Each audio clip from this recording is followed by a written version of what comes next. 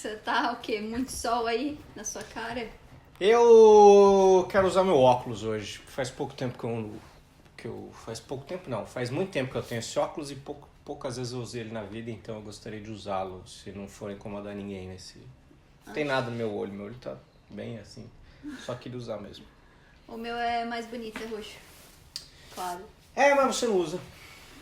Vou lá pegar só pra... Não vou não, mas é isso, depois eu mostro. Daphne, eu estou de óculos escuros porque você mencionou algo sobre experiências paranormais num vídeo passado aí, então... Verdade, vocês infelizmente se as pessoas se interessaram por isso, então nós temos que ouvir hoje. Mas você teve também, não? Não. Não? Nenhuma? Não. Nunca? Não. Então, é porque assim, vamos lá.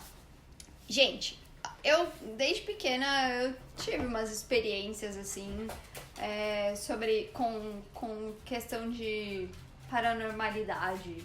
Eu posso falar sobre espíritos, assim? Tipo, eu acho que eu tenho mais... Você é a pessoa que tem mais autoridade Tá. aqui pra falar. A gente já falou em um outro vídeo aqui no canal, se vocês se interessarem, a gente já conversou sobre religião aqui nesse canal. Sim. E a gente falou sobre isso, sobre como a gente acredita, sobre o que a gente acredita. E eu sou espírita, né? Eu acredito em espiritismo. E eu cresci desse jeito. A minha mãe, eu fui batizada na igreja católica, mas desde que eu me conheço por gente, a minha mãe é espírita, né? Então eu segue o espiritismo. E então eu sempre frequentei as reuniões e tal, e sempre foi um lugar muito legal. Porque era sempre um lugar muito acolhedor, as pessoas sempre foram muito legais, mesmo eu sendo criança, eu tenho essa memória, assim, sabe? Tipo, de ser acolhida. E sempre tinha uma historinha, eles sempre explicavam, eles pegavam uma parte do evangelho e eles explicavam explicavam aquela parte ali. Era como se fosse um professor mesmo, sabe? Você pega uma matéria e aí você explica. Tanto que eu lembro de ter ajudado minha mãe a preparar, ela que fez a apresentação sobre espiritismo e os animais, né? Sobre a relação com os animais e tal, não sei o quê. E eu lembro dela ter preparado isso em casa. Então isso nunca foi um tabu pra mim. Isso sempre foi acontecendo naturalmente. E eu tive algumas experiências de, por exemplo, eu quando era mais nova, assim, eu cheguei a sonhar com muita frequência, assim, com meu bisavô, que eu não conheci e não sabia quem era. Tipo, eu sempre tive essa tipo de conversa com a minha mãe. Então, tipo, eu sonhava e eu explicava pra ela. Aí ela, tipo... Você descrevia eu ele, descrevia e ela falava quem era. Porque eu não conhecia.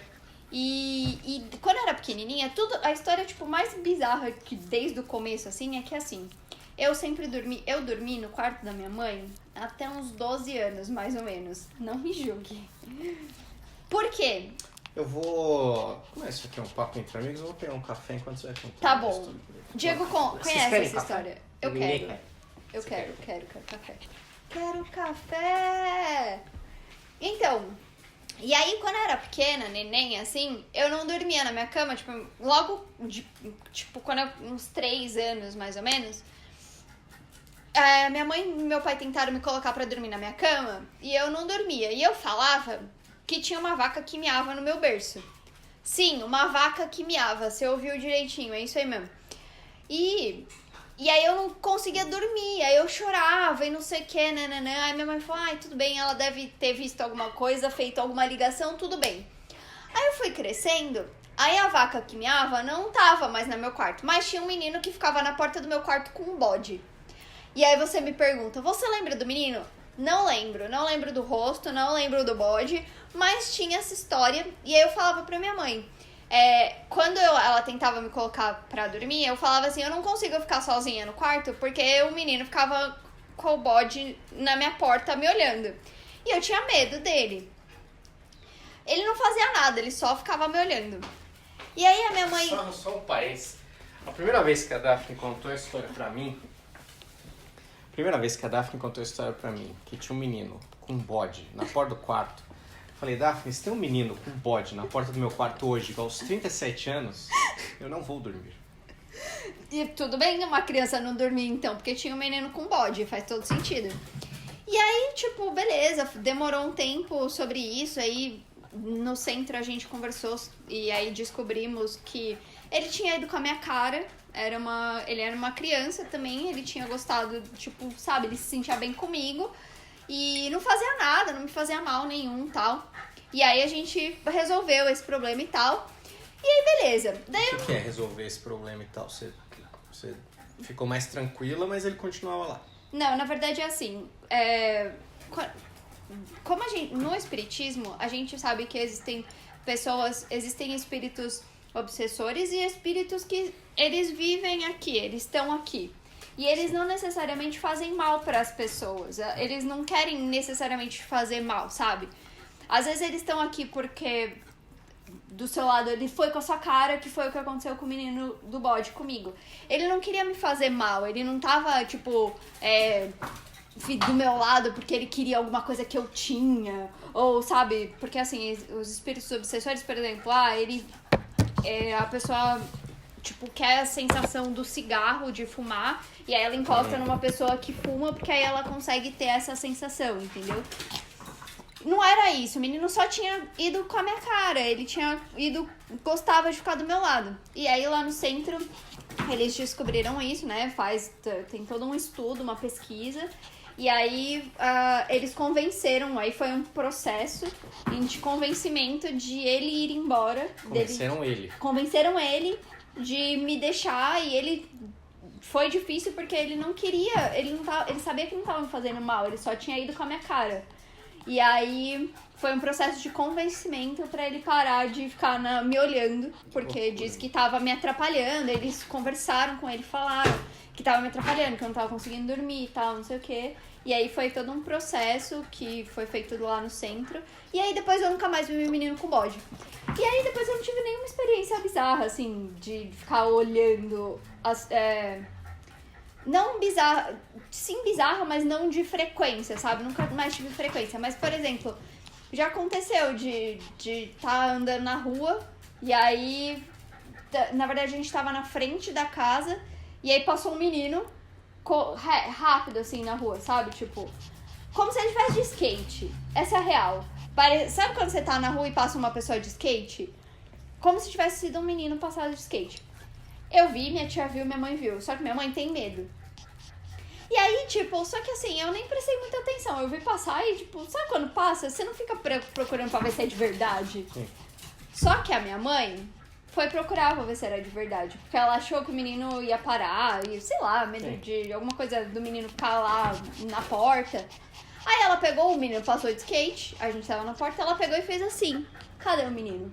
Não tinha menino. Não tinha menino, entendeu? E aí, aí a minha mãe olhou assustada e arregalou o olho pra mim e pra minha tia. Minha tia olhou pra minha cara, tipo, fazendo aquela pergunta. Você viu? Eu olhei pra ela e fiz.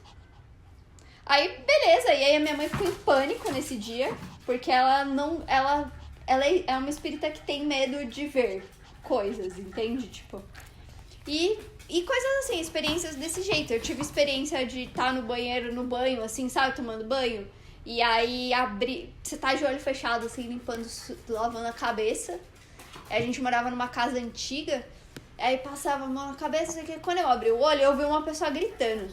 Aí eu fechei o olho, tipo, eu abri, ela, tipo, eu fiz assim e fiz assim. Aí eu abri o olho de novo, passou. Nossa, velho, isso eu tinha que precisar tomar outro banho depois. Não, mas aí foi reflexo, sabe? Tipo, eu vi ela gritando Você e por... ouviu ou só viu? Então, eu não consigo explicar se eu ouvi, é a sensação. Tá.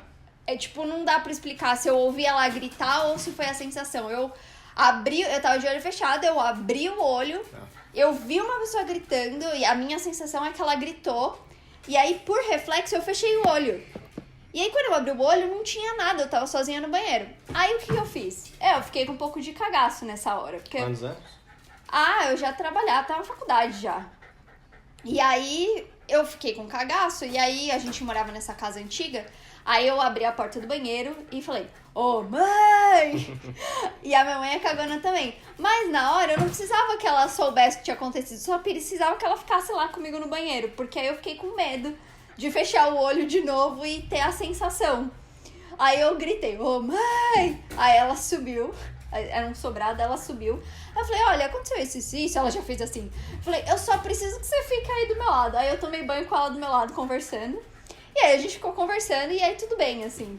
E aí a sensação é essa, tipo, às vezes a experiência, ela é mais em reflexo do que necessariamente, tipo, uma coisa que você fica vendo, sabe? Nossa, tá acontecendo, tá trocando ideia com a coisa. Não, tipo, é muito rápido.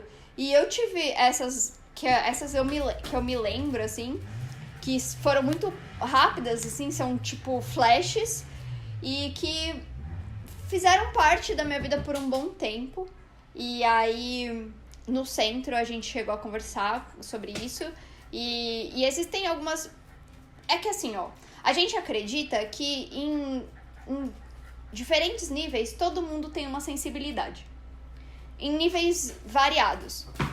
Tanto pessoas são mais sensíveis a ver, pessoas são mais sensíveis a ouvir, pessoas são mais sensíveis a sentir. E isso é variado de pessoa para pessoa.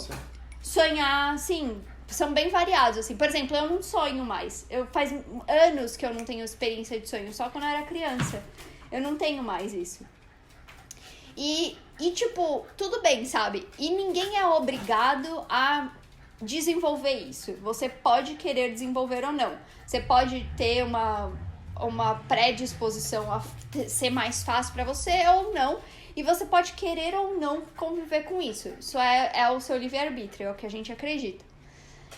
Quando você decide desenvolver isso, você pode usar e você deve usar isso para ajudar outras pessoas, porque você usa a sua sensibilidade para ajudar as pessoas. E na época da faculdade, tal, que foi essa do banheiro, era incômodo, porque, tipo, eu tava passando por muitas coisas na vida, sabe? Tipo, esse negócio de trabalhar, estudar, muitas coisas, muitas.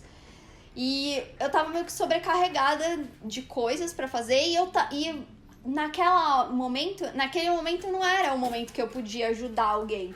Tá.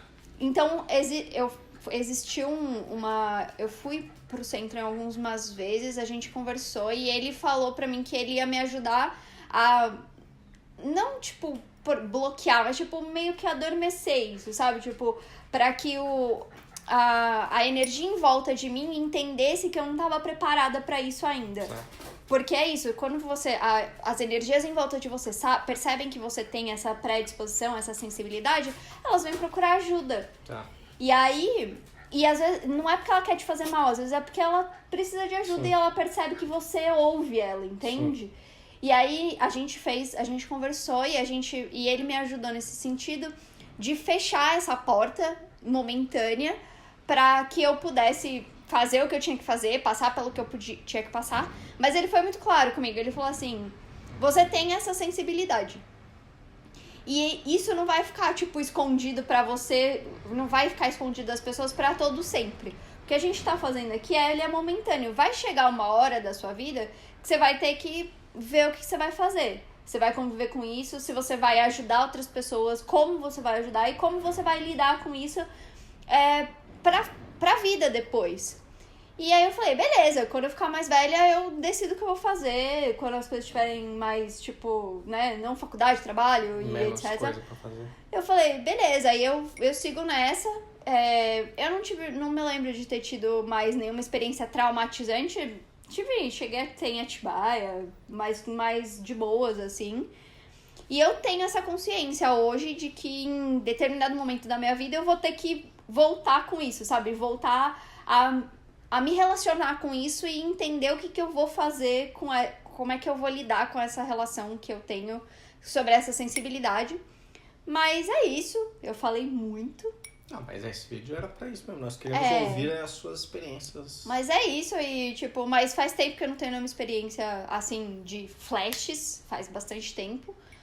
E hoje eu tô muito bem com isso, assim, eu lido bem em saber disso, em saber que em determinado momento da minha vida eu vou ajudar alguém, e eu acho que em determinado momento eu vou querer, sabe? Eu acho que sim, porque é o que eu acredito, é como eu acredito, sabe?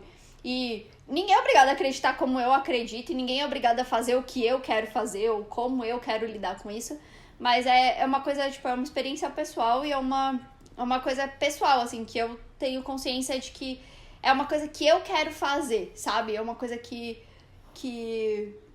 vai me fazer bem ali, sabe?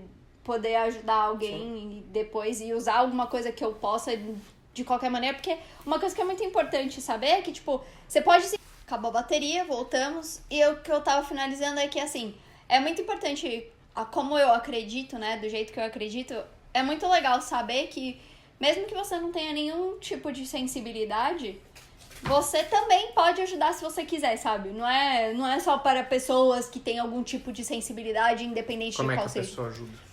Então, existem alguns centros espíritas e aí você tem que procurar, né, na região e experimentar, porque aí tem que ver qual é a relação, o ambiente, tudo tem a ver com o ambiente, essa é a real, assim.